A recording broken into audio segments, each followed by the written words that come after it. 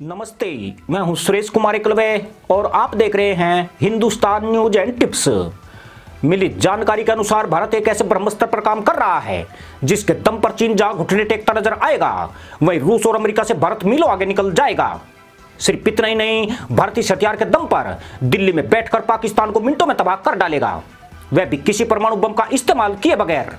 इस हथियार पर भारत की अंतरिक्ष एजेंसी इसरो और DRDO संयुक्त रूप से काम कर रही है।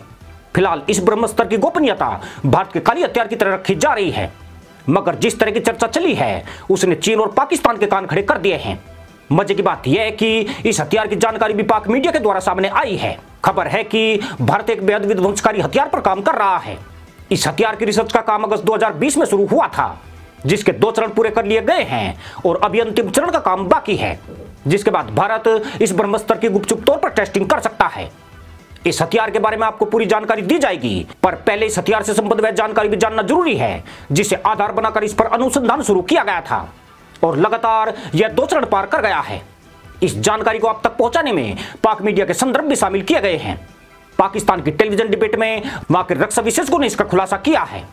इससे पहले भारत के काली हथियार के बारे में भी पाकिस्तान ने दुनिया को बताया था। पाकिस्तान का आरोप था कि 9 अप्रैल 2012 में उसके कब्जे वाले सियाचिन के 11 सेक्टर में भयानक बर्फानी तूफान में पाकिस्तान आर्मी का बेस कैंप पूरी तरह तबाह हो गया था, जिसमें उसके 140 सैनिक मारे गए थे। यह तबाही भारत द्वारा उस पर टेस्ट किए गए सिगरेट हथियार काली की वजह से हुई थी। हालांकि उस वक्त रक्षा विशेषज्ञों ने यह भी कहा था कि काली लेजर बीम नहीं बल्कि इलेक्ट्रोमैग्नेटिक वेव्स पैदा करती है जो बर्फ को नहीं पिघला सकती है। मगर पाकिस्तान ने भारत के इस गोपनीय हथियार का खुलासा करके पूरी दुनिया को हैरत में डाल दिया था। पाकिस्तान के मीडिया की माने तो भारत ऐसी इंटरकॉन्टिनेंटल बैलिस्टिक मिसाइल बनाने के करीब पहुंच गया है जो बिना परमाणु बम के इस्तेमाल के ही चीन जैसे विशाल देश को कुछ ही घंटों में नेस्तनाबूद कर देगी। यह एक ऐसी मिसाइल होगी जिसे दुनिया का कोई भी रडार डिटेक्ट नहीं कर पाएगा। इसकी सबसे बड़ी खासियत यह होगी कि एक इंटरकॉन्टिनेंटल बैलिस्टिक मिसाइल अपने साथ 10 से ज्यादा एयर टू सरफेस मिसाइल लेकर जा सकेगी। एयर टू सरफेस मिसाइल उन्हें कहा जाता है जो हवा से सतह पर वार करती है। इन मिसाइलों का विकास किसी वायुयान से जमीन या समुद्र की सतह पर स्थित लक्ष्य को भेदने में किया जाता है। इन मिसाइलों में उस तकनीक जैसे लेजर निर्देश और GPS का प्रयोग किया जाता है। निर्देश प्रणाली मिसाइल के लक्ष्यों पर निर्भर करती है, जबकि ICBM अंतर्महाद्वीपीय दूरी तक मार करने वाली मिसाइल होती है। इस वक्त भारत के पास अग्नि सीरीज की 5 ICBM मिसाइलें मौजूद हैं। DRDO ने इसे 1983 में लॉन्च किया था। यह मिसाइल परमाणु बम ले जाने में सक्षम है, 5000 किलोमीटर तक मार करने की क्षमता रखती है। यह अपने साथ 1000 किलोग्राम का पेलोड भी ले जा सकती है। बताया जाता है कि भारत अग्नि की तर्ज पर एक ऐसी मिसाइल के निर्माण में जुटा है जो कम से कम उसकी 10 एयर टू सरफेस मिसाइलों को अपने साथ ले जा सके। यह एक तरह से क्लस्टर बमों की तरह काम करेगी। फर्क सिर्फ यही होगा कि क्लस्टर बम एक प्रकार से बमों का गुच्छा होता है जो दागने के बाद हवा में कुछ ऊपर खुलता है, फिर उसमें से छोटे छोटे बम निकलकर चारों तरफ छितर जाते हैं। भारत का नया हथियार इसी टेक्नोलॉजी पर काम करेगा, मगर इसमें खास बात यही होगी कि ICBM में जाने वाली मिसाइलें एक निश्चित पोजीशन से अलग अलग दिशाओं में जाकर अपने टारगेट को ध्वस्त कर देगी। यह मिसाइलें गिरने के बाद उस इलाके को पूरी तरह नेस्तनाबूद कर देगी। हालांकि पाकिस्तान की मीडिया रिपोर्ट में यह नहीं बताया गया है कि इसके लिए भारत अग्नि सीरीज की मिसाइलों का इस्तेमाल करेगा या किसी अन्य मिसाइल में इस नई तकनीक का इस्तेमाल करेगा। पर चौंकाने वाली बात यह है कि जून 2020 में लद्दाख में चीन से हुई झड़प के बाद भारत ने इस टेक्नोलॉजी पर काम करना शुरू किया था और भारत इसको लेकर बेहद गोपनीयता बरत रहा है। हालांकि यह चैनल इस खबर की पुष्टि बिल्कुल नहीं करता है। हो सकता है कि भारत के हथियार विकास कार्यक्रम से घबराया पाकिस्तान कोई नया प्रोपेगेंडा फैलाने में लगा हो। भारत के आधुनिक हथियारों से सबसे ज्यादा पाकिस्तान के होश उड़ते हैं। मोदी सरकार के कार्यकाल में भारत की तीनों सेनाओं के आधुनिकीकरण का काम युद्ध स्तर पर जारी है। आज भारत दुनिया के दूसरे नंबर का हथियार आयातक देश है। चीन, फ्रांस, अमेरिका और रूस के बाद भारत 5वां ऐसा देश है जिसका मिसाइल कार्यक्रम सबसे उन्नत माना जाता है।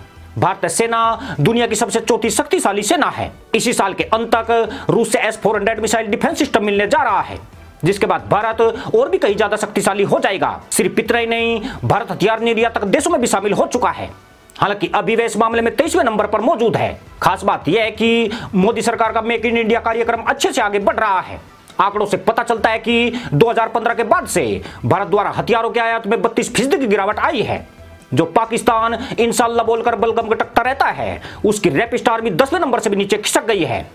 भारत के द्वारा एक आधुनिक मिसाइल की चर्चा बेशक पाकिस्तान का प्रोपेगेंडा हो सकता है, मगर भारत के लिए इस तरह की तकनीक हासिल करना ज्यादा मुश्किल काम नहीं है। भारत ने मध्यम दूरी की सतह से सतह पर मार करने वाली अग्नि मिसाइल प्रणाली पर 1979 में काम शुरू किया था। तब पश्चिमी देशों ने इसमें काफी अड़ंगे डाले थे, मगर भारत ने 1989 में इसका परीक्षण करके पूरी दुनिया को हैरान कर दिया था। इसके बाद की सरकारों ने अंतर्राष्ट्रीय दबाव में इसके अगले परीक्षण नहीं किए। 1998 में अटल बिहारी वाजपेयी की अगुवाई वाली सरकार ने अग्नि मिसाइलों के विकास को नई दिशा दी।